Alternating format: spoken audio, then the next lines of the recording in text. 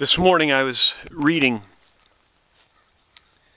in the Gospel of Matthew when Jesus was calling the disciples to him for the first time, and he came to James and John, the fishermen, and he said, leave everything, come follow me, and I'll make you fishers of men.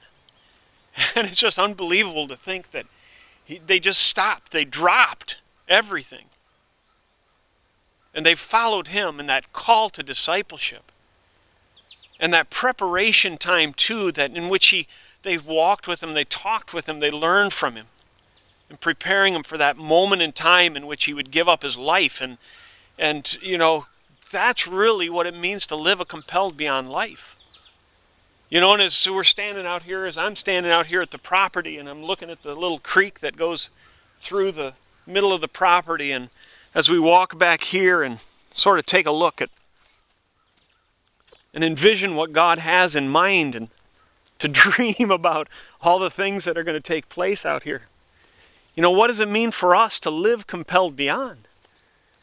And right now I look out here and I see this field that's getting ready for a planting. I believe there's going to be winter wheat out here.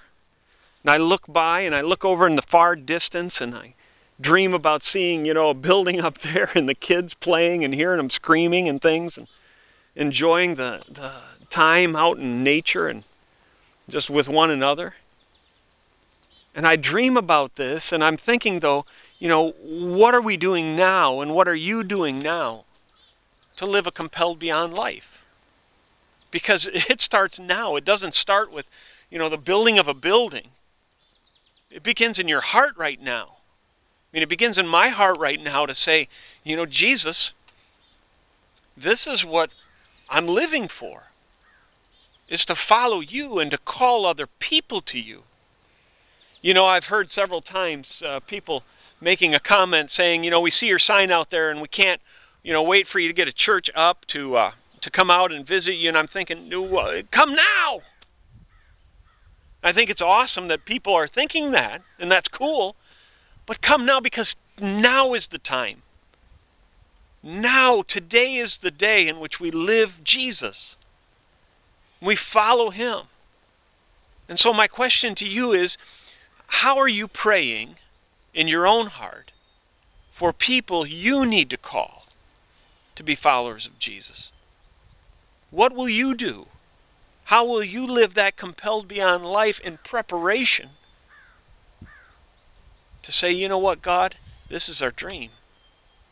This is a vision that you've given us to reach this region. And as I see, hundreds of people driving by this place every day.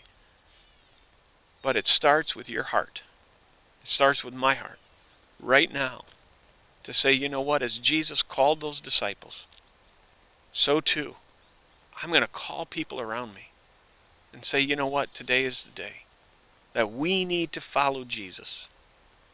We need to give our lives to him and roll up our sleeves and say, what, whatever it takes, I'm willing to live this kind of life.